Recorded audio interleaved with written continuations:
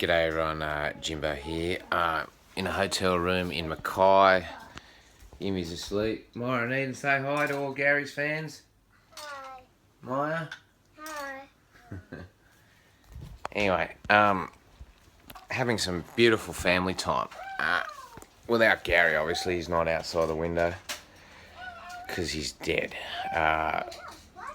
I think I'm putting this up on YouTube first, and I want to apologise to a few YouTube people who got upset that they just found out that Gary died by a picture of him being skinned at the taxidermist.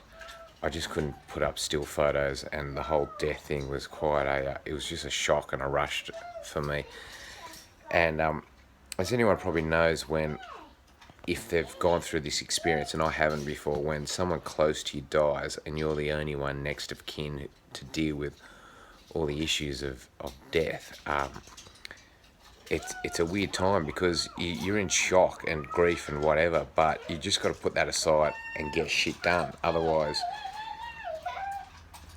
it's not gonna be good. So with Gary, I thought he was okay, even when the doctors drained his fluid out, and he just made a remarkable recovery straight away. He was like walking around better than I've ever seen him since his foot injury. I was like, wow.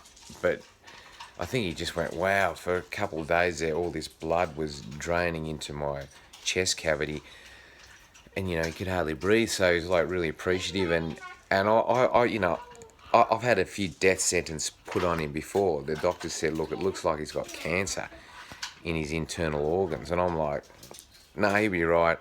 I'll give him some urine therapy and away we go. And they kind of went, righto, there's nothing else we can give you, take him away. And they were thinking maybe you might get 2 months out of him. They didn't tell me that, but, I went away optimistic. And then I got up to Toowoomba. I was driving up to Emerald to get back on tour with him, and I could see just after a day of having a really good day, his nostrils were flaring, and then he was breathing by mouth, and that's when I realised he was fucked. And he was like, it was basically obviously draining. This tumour was bleeding back into his chest cavity, and he was going to have a really rough night and probably die. And I could probably go back and drain it, but I just have to keep draining his chest cavity every day. And it was obvious to the vets and everyone, mate, there's a hole in my bucket, dear Liza. So when I realised this in Toowoomba, I had to drive back an hour and a half to the vets, and it was about 4:30, and I thought, I'm going to have to ring the taxidermist, because where am I going to bury a goat in Toowoomba? On the side of the road? Or people go, yeah, bury him at my place. What happens when you sell it and there's a new apartment block built there, and I didn't have the money for a burial or to cremate him. Where do I cremate a 100-kilogram goat? So I rang the taxidermist, and they basically said, you got to freeze him as soon as he's dead, and then you got to get him to us real quick. You can't let him thaw out for more than 4 or 5 hours. So they're on Gympie. It's a long way away. So all this I'm dealing with while driving him back, and then I go back to the vets, and they basically said, yeah, we'll put him down. So we created this. Anyway, he ended up being put down late that night. And I'm just sort of driving away in shock, and then thinking, well, I've got to tell his closest people. So it was, I wrote this thing. It took me about an hour in the morning to write this thing on Facebook, a still picture with just Gary's passed away. And then, I'm getting to bed about 3, and I haven't slept for about 2 or 3 days before because I'm driving down from Emerald. It was a 14-hour drive to get him to the vets overnight after a gig. So next day I wake up, and I go into the vets, and they'd put him in the freezer, and they were so good. I mean, they charged me, but they went easy on me. I know they did. Thank you, guys. And you did. It was so good having vets who knew him. Like, they'd cut his hoofs a few months ago. So when I went to put him down, I was surrounded by vets who kind of had a personal connection to Gary. It wasn't like I was just doing it with some random vet and they're going, fucking, why are you getting so upset about a goat, mate? Just fucking knock him out. So it was as far as deaths goes, it was good. And Gary, they just sedated him first before putting the lethal injection into him. So I could just tell it was a thankful rest for him when he was sedated because he hadn't been able to sleep. Anyway, I can talk a bit more about that. And the next morning, I had to get this 100-kilo goat to Gympie, 5 hours away. So luckily I had a merch thing on top of this merch thing I put on top of the car, the Ziploc thing. Managed to get him in that, and I got 15 bags of ice from the local pub, put it in him just to keep him cold. And Gary and I did our final road trip together. And just got him to the taxidermist in time and got him out there, and they just said they have to get him in time. You can't give a rotting body to a taxidermist because they've got to basically peel the skin off. So they went to work on it straight away. And I was there, and by this time, like I said in the video, you got to laugh or cry. So I was just preferring to laugh about it, and I could acknowledge that it wasn't. When you're dead, your spirit leaves your body. Your body's separate. It's, so whatever you do with your body, whether you bury it and let maggots eat it, or you burn it, and, it's sizzled and burnt, or it's taxidermed, which you got the option with a pet, not a human. They're all pretty normal options. So I was doing that, and a lot of people were going, "Oh, I can't believe you skinned him," and it's like, if I'd skinned him alive, I can understand. But anyway, I'll get onto this troll thing later because you can't ignore people getting upset these days because they've got all the rights. If you're offended, you've got all the rights. Anyway, that's what happened to Gary. And then after I left him in Gympie, I then had another 1,000k, day and a half drive to get back to my family. And then I updated the skinning video, and then a few days later, last Wednesday, I got banned for a week from Facebook. I'll get onto that in a minute, right? I just want to first focus on my last post I did on Facebook. I basically said, luckily in advance, if you want to. So I didn't want to have a funeral for Gary because there was no body. I wasn't going to burn him or whatever, and it was like, where do I scatter his ashes? Or Gary was everywhere. He was all over the internet, all over Australia. There's no really one particular place for Gary. So I just said, if you want to have your own little ceremony for him, just put some cigarettes out, butts out, or some roses outside your house, and have a beer for him, or a drink, your favourite drink. I drank a bit of piss for him, and I had a beer, and I've been pretty tired this week. I've done 700 videos over 1,200 days with Gary while having 2 kids and driving around the country and overseas and raising a family, and it's been full on. It's been a labour of love. But this week I don't think it's grief, because I don't know, with Gary, I was so close to him. 24 hours a day when I'm in Australia, I'm with him. And I was there right to the end. There's no regrets or bitterness. It was just a full life that I had with Gary and Gary had with me. He was on his way to an abattoir when he was 3 months old. So it was a nice detour. And we went on a lot of detours together. Anyway, my memories of Gary as the dust settles is there's three Garys for me. There's one, the first Gary for me was the first 2.5 years. Now, I didn't do any videos on Gary. I did 1 or 2, but that never went off. Only a couple of hundred people saw it. It was all still photos on the net. But when I got Gary, I made a conscious decision. It was just by mistake. I got him in a pub for a case of beer. I just thought I'd have him for a week and give him to a farm. I was a single guy, no responsibilities at all. No girlfriend, no kids, no address. I've been a nomad for 7 years, living the life of Riley. Living really healthily and just basically doing what I want. Just trying to fucking have a good time, get enough money to the next town and fucking get me cocksucked every now and again. So, I pick up Gary and, I haven't really, the idea of looking after something, it soon dawned on me the whole responsibility of looking after him was nothing compared to the joys of what he gave me. So, kids are just having a bit of a dance over there. And, he did open me up to the idea of kids, Gary. Anyway, so the first 3 years was just total unbridled. He just followed me around.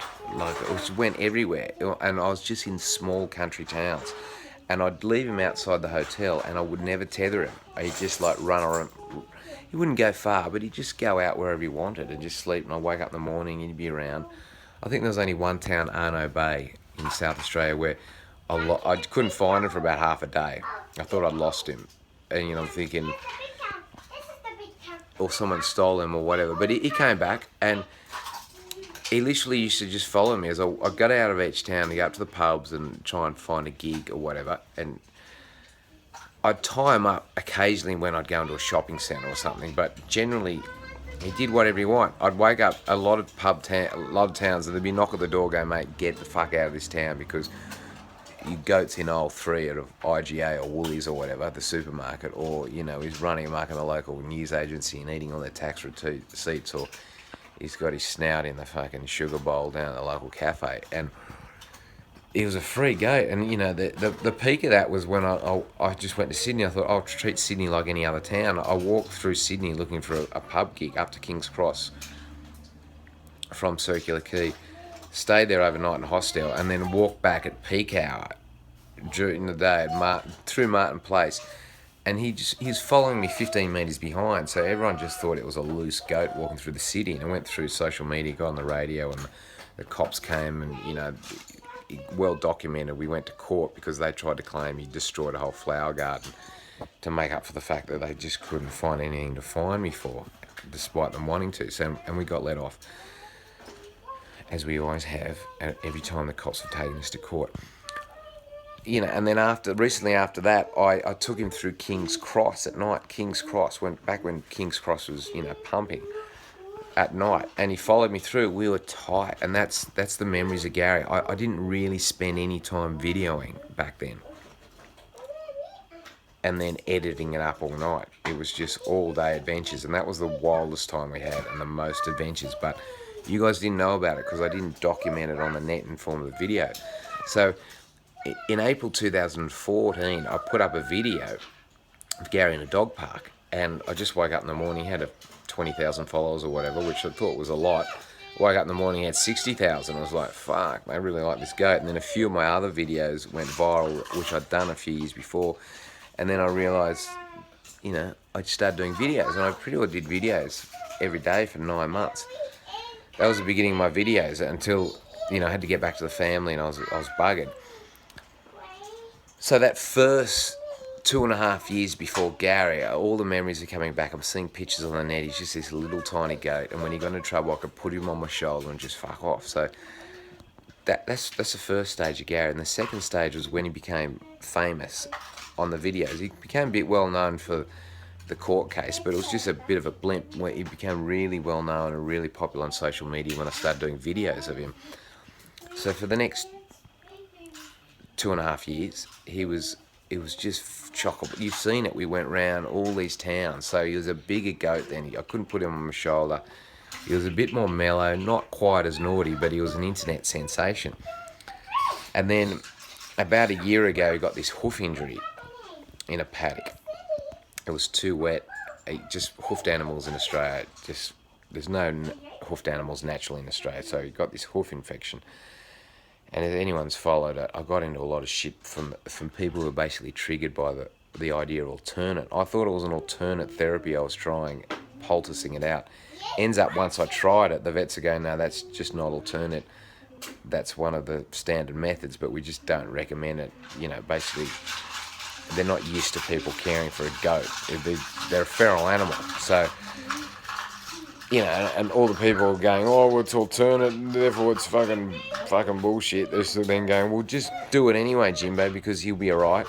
But I knew once I cut half his foot off, he never would be. And he was never the same goat physically after I had half his hoof cut off. He never really walked, apart from on his last day, more than about 20 metres by himself, if that. He was a sedentary goat. It was his zen stage. And the last year and a half, really, Gary was like a prisoner of his own fame. There were so many people wanting to steal him. Not maliciously, but thinking it's a joke, but from my point of view, it just wasn't funny. Like, oh, we've stolen your goat, real funny. Where is he? So I had to keep an eye on him. I had to just, I didn't really, every night I'd get up and check him. He didn't walk far anyway, so he's tethered outside my room. People trying to get him, and he's got this hoof injury, and I was kind of going through the same thing where, because of his fame, I had to just look after him a lot more, or getting noticed a lot more, and because I was doing all these videos and I couldn't walk with him anymore because he didn't walk, I was just getting a lot more out of condition as well, and I had more responsibilities bringing my family on tour, and plus he was on a short tether, and as anyone's followed my financials things, the longer I did all these videos, I couldn't cover the costs of making them. The business model for entertainment is, you either sell out to a huge corporate company who gives you a lot of money to use the Gary the Goat's image, but if you do anything slightly that'll affect a few people who get upset, they just take away your sponsorship. So they're not going to go for me. And if they did, like, oh, yeah, skinning me goat, they just would have I would have lost all sponsorship if I had any anyway. Like, yeah, I didn't have enough expression to be able to do that. And also, if a small company says we use your image and we'll give you a cut of the profits and the turnover of product, I never know what their figures are.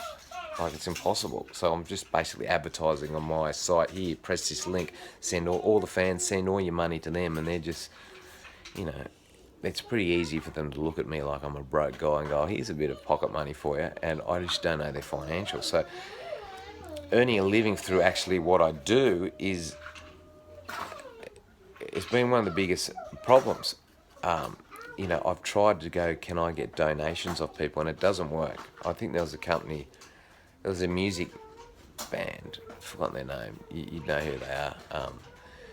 They said, oh, well, just the fans buy the album, we won't go through the record company. Everyone just takes it for free. They tried a donation model. So the donation model doesn't really work. And plus you get a whole lot of trolls on the internet going, fucking, he's an e-beggar. If you look on my YouTube account, I think one of my main one was Brain Damaged Industries. Damaged Industries or whatever. To me, it's brain damage. He kept on going, you're e-begging, Jimbo, like continually on my videos. And it's like, mate, you're continually watching my videos. If anything, I'm e-busking. I'm providing entertainment, and if you want to give me something, give it to me. Big difference from begging. It's like, mate, you're freeloading off my content. And it's like, oh, he's just doing this for attention. It's like, fucking, can you not get attention on the internet? It's like, imagine you just putting up a photo and someone you don't know writing and going, oh, you're just wearing that shirt to get attention, aren't you? It's like, who the fuck are you? And it's like, oh, well, you're just doing it to get money. It's like, well, why can't you earn money doing what you do? So the core of it, I think, is with Gary represented freedom. He didn't give a fuck, man. And that's what we've all been taught to give a fuck about, all this stuff we don't give a fuck about. And Gary just did what he wanted, and so people really related to it. Like, he didn't die, he lived. And with me, I'm doing what I love doing, and I think that's a threat to a lot of people appreciate it, and I thank you. And write in, really nice notes.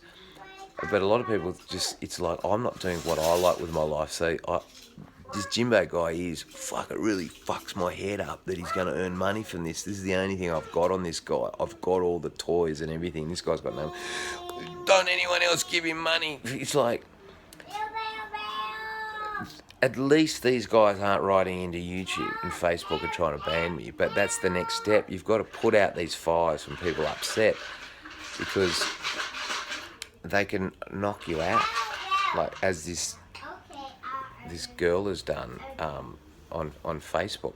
She's written in about a week or two ago and said, oh, it was after Gary's death, and just said, oh, Jimbo, I was in this Google it on YouTube.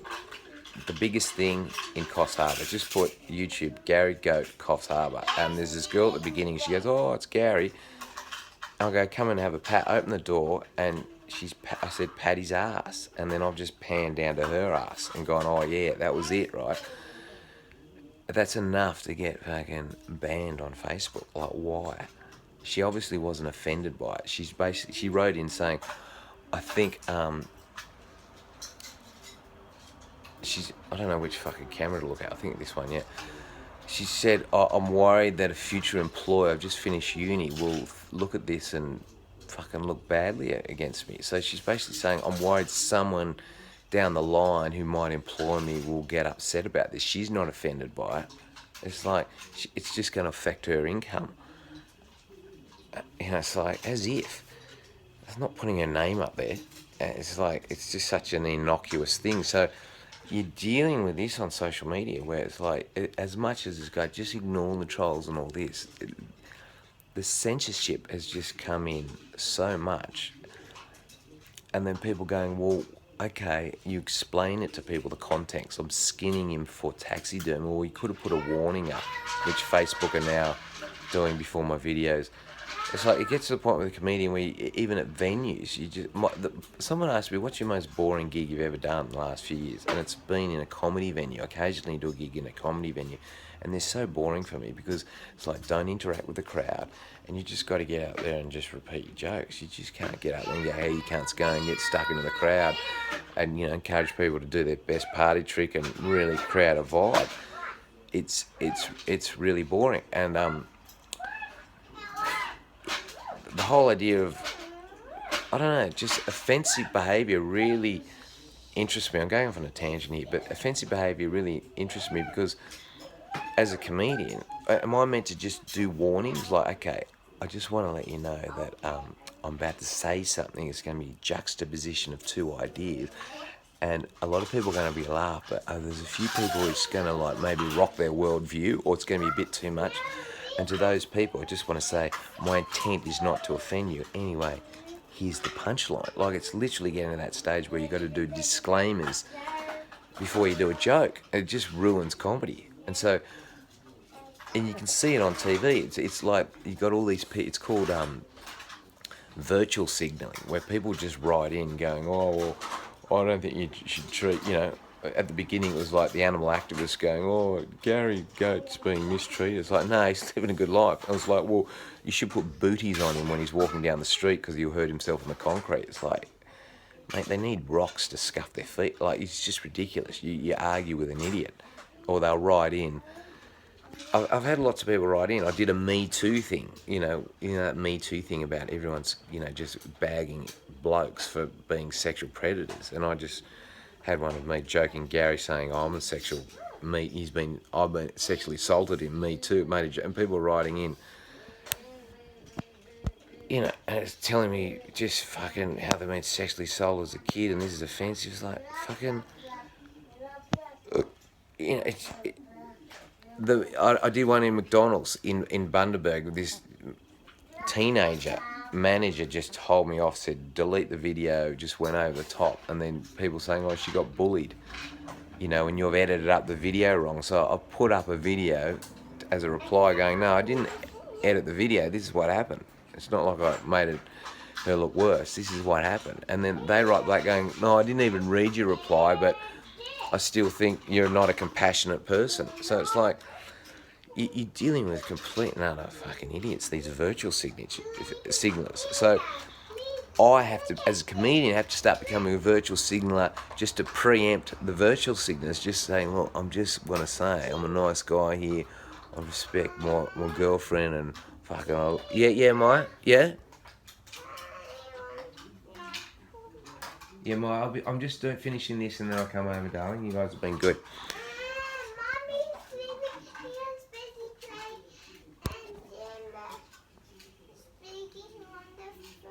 Yeah, I know, darling. I'll just finish this and I'll come up. Okay. Okay. I'm gonna go and finish this video and I'll come back. I'll tie it all in. Yeah. But where was I? I'm basically saying, yeah, darling. Wow. Snowing treasure. Well, I'll come over in a minute. Anyway, so what happens with comedy? If you look at late night TV shows of comedians, a lot of them, I know, especially in America. And I love these comedians. I've done gigs with them and whatever, but I just look at what happens when you get a profile. Mainstream media says you've got a profile, so you come here. You've got fans who'll watch you anyway to kickstart this program.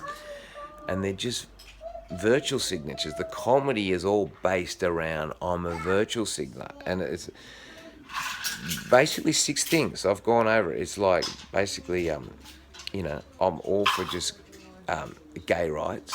I believe that a carbon tax will stop climate change.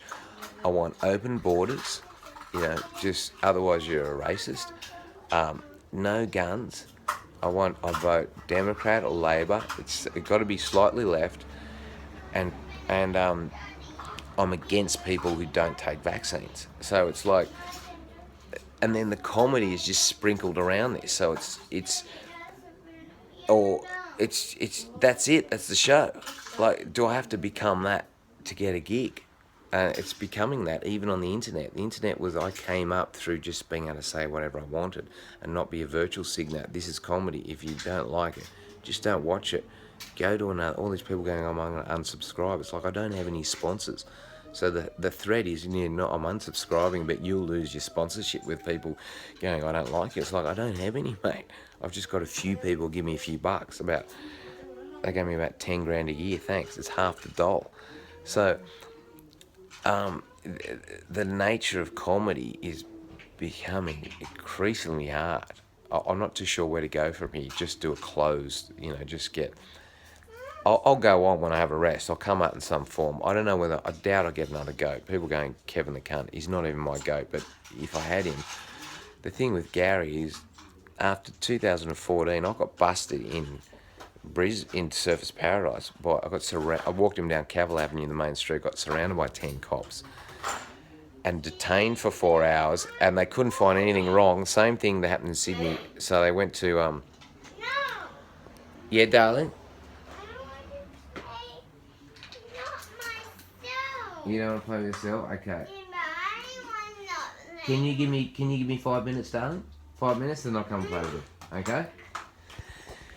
So basically, and then they were so desperate to find me that they actually got the council down to scour through bylaws to find out what they can bust me for.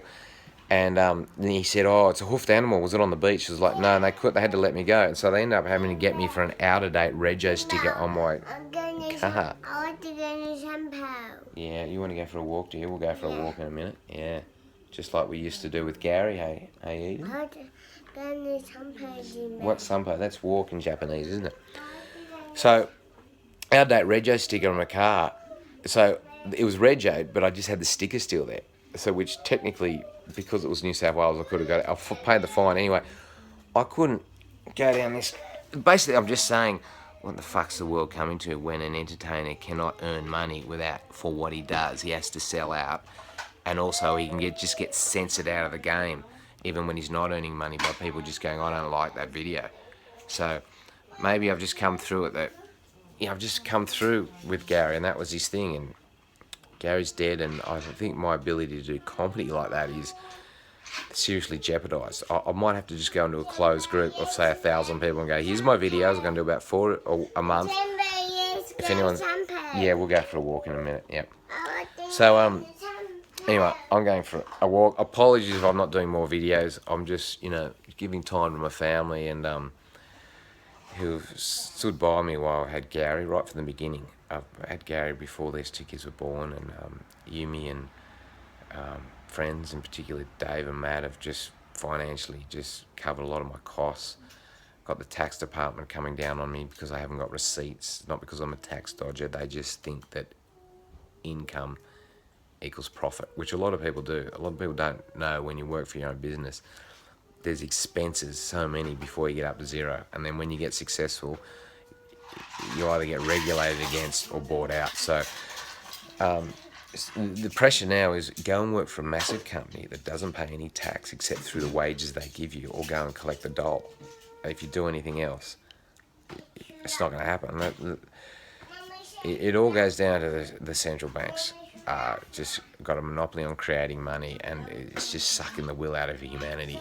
There's so much depression and fucked upness that Gary was just a bit of a shining light in that. He gave a lot of people joy, and I'm blown away by all the response. 260,000 people didn't like the fact that Gary passed away, that post, but they acknowledged it, and I'm sorry for all the people. Even if I wasn't banned on Facebook and I could reply to my messages last week, I haven't been able to reply to all the messages. So I don't know what I'm saying here. I'm just saying that so many good memories of Gary.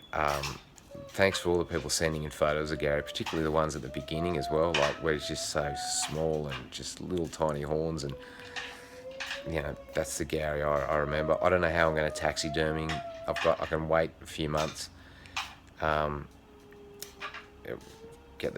I've got a bit of a deposit for him, so when he's tanning it, I'm thinking of getting him chock-a-block up another goat with a cigarette in his mouth, and underneath will be a sign saying the only fuck that Gary ever gave. Fuck, that's going to upset some people, but I don't know how I'll do it. And I'm not going to take it around to gigs. I need 3 people to fucking carry it. I'm going to keep doing gigs. I'm doing a gig in Air this Wednesday, and then the last 10 gigs up to Cairns. I don't think I did stand up before I got Gary, and I'll do it after. And when I had Gary, I stopped doing it because I thought I could just make videos for a living, and in the end I couldn't, so I was doing it all. Gary did fuck all of the show anyway, except just sit there and do a shit. I'm going to miss him. But I'm more thankful the fact that I had him, so that's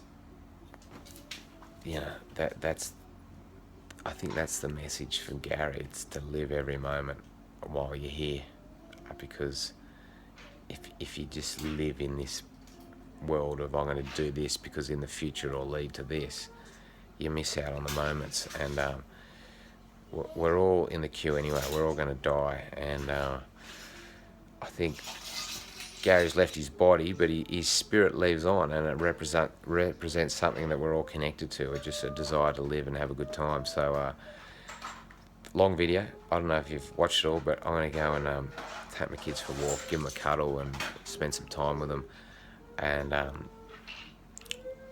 I'll probably write a book and do a movie. I'm going to do a movie of Gary's final days, right to his death. I filmed it all. It's going to be 60 minutes at least, and then I'll splice it up with maybe all the footage, best footage of his, it's 24 hours, it'll be a long time to make this movie, and I'll put it out on the net. It'll be full of laughs and tears, as a lot of people said, oh, why don't you do a thing like Red Dog? It's like, it's easy to train a dog. It took me 2.5 years. I wasn't consciously doing it, but to get Gary up to the stage where he's so tight he could just walk through King's Cross at night with me, full of drunks, it's going to be a long time before you can train a goat to do that. You've literally got to be with them 24 hours a day for them to, Gary didn't live the normal life of a goat. So I don't think you can really replicate this in a movie. I'm just going to have to do it with real life footage of who he was. And I'll put that out on the net for you guys to enjoy for free. And I'll probably get trolled if I say, can someone give me $1 for all the time that's taken for doing this.